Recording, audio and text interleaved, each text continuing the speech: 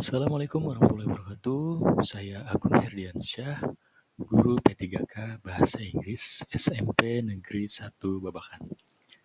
Ya, di sini saya akan menyampaikan rencana aksi perubahan yang telah saya susun.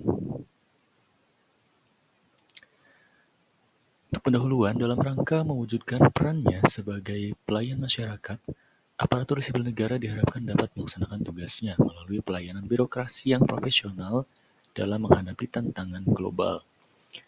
Maksud dan tujuan dari orientasi P3K ini adalah memberikan pengenalan tugas dan fungsi ASN serta memberikan pengenalan nilai dan etika pada instansi pemerintah. Kurikulum orientasi P3K akan membahas mengenai pengenalan fungsi dan tugas ASN meliputi sikap perilaku bela negara, nilai-nilai dasar ASN, serta kedudukan dan peran P3K mendukung terwujudnya smart governance. Waktu pelaksanaan orientasi P3K ini adalah dimulai sejak 1 Maret 2024 hingga 30 Mei 2024. Dan tempat pelaksanaannya adalah di sekolah masing-masing, yaitu saya di SMP Negeri 1 Babakan. Dan ini adalah visi dan misi dari Kabupaten Cirebon. Visinya yaitu terwujudnya Kabupaten Cirebon yang berbudaya, sejahtera, agamis, maju, dan aman. Tugas pokok dan fungsi P3K.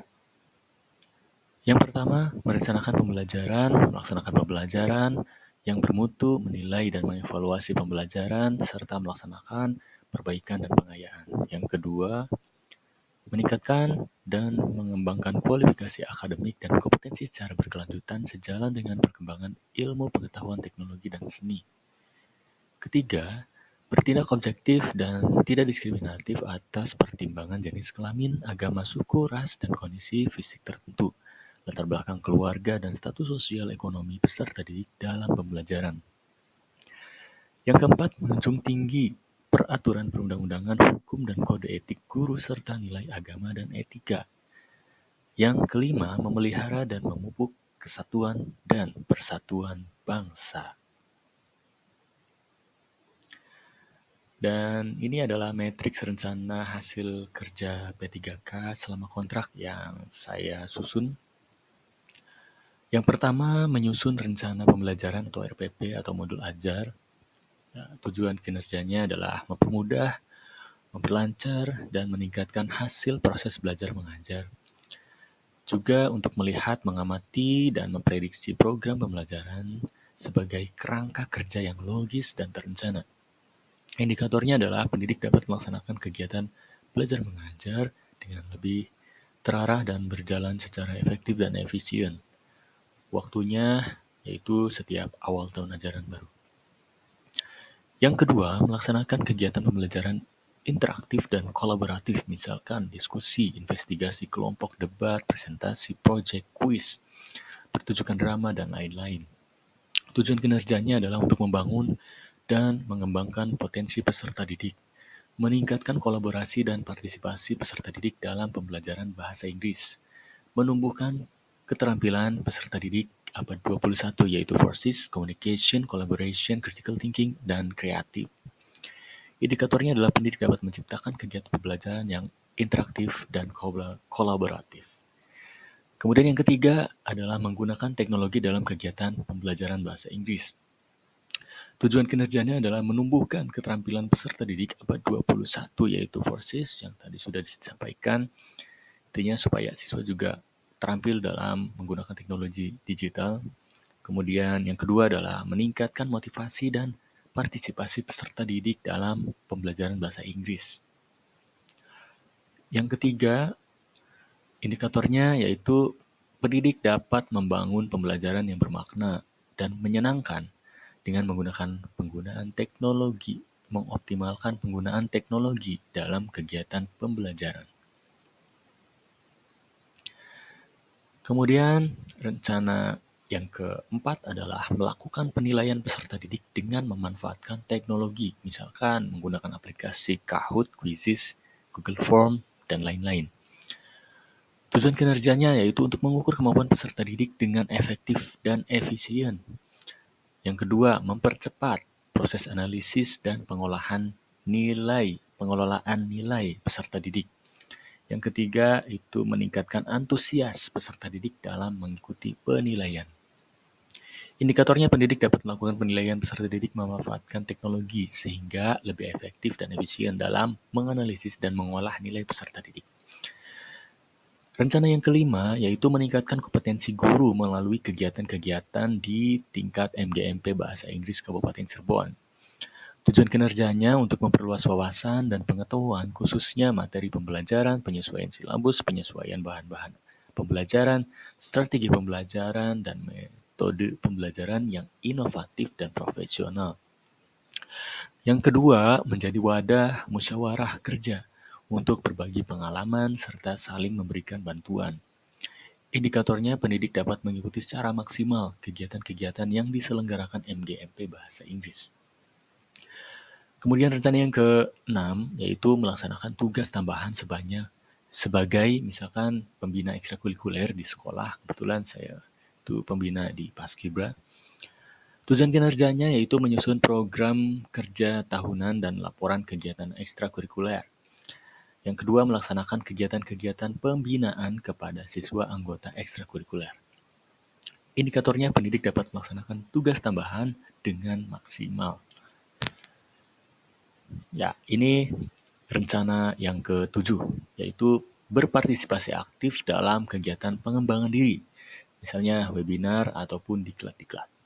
Tujuan kinerjanya yaitu untuk meningkatkan profesionalisme diri sebagai seorang guru atau pengajar agar memiliki kompetensi dan kemampuan yang sesuai dengan peraturan perundang-undangan dan dapat melaksanakan tugas pokok dan kewajibannya dalam memberikan pengajaran terhadap siswa di sekolah.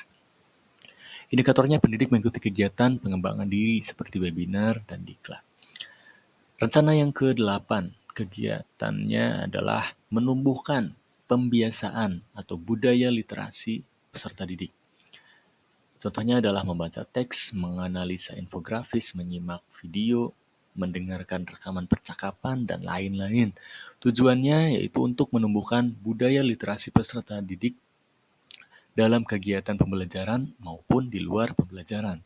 Yang kedua, meningkatkan kemampuan literasi peserta didik terhadap lingkungan sekitarnya dalam kehidupan sehari-hari. Indikatornya adalah peserta didik dapat menumbuhkan kebiasaan dan meningkatkan kemampuan literasi peserta didik. Rencana yang selanjutnya, yang ke-9 adalah menciptakan karya inovatif seperti media pembelajaran interaktif, misalkan video pembelajaran, alat peraga, dan lain-lain. Tujuan kinerjanya yaitu untuk meningkatkan kreativitas pendidik untuk menciptakan karya inovatif seperti media ajar interaktif untuk digunakan pada kegiatan pembelajaran. Indikatornya, pendidik dapat membuat karya inovatif seperti video pembelajaran interaktif, alat peraga, dan lain-lain. Ya, jadi totalnya saya membuat 9 rencana hasil kerja selama kontrak ini. Dan ini isu yang diangkat, yaitu rendahnya motivasi dan partisipasi siswa dalam pembelajaran bahasa Inggris. Ini yang sering ditemui bahkan hampir di setiap sekolah.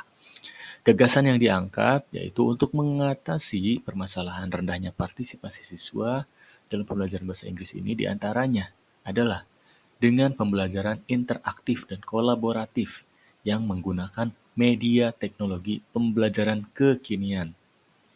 Nah, ini saya punya videonya. Silakan disimak.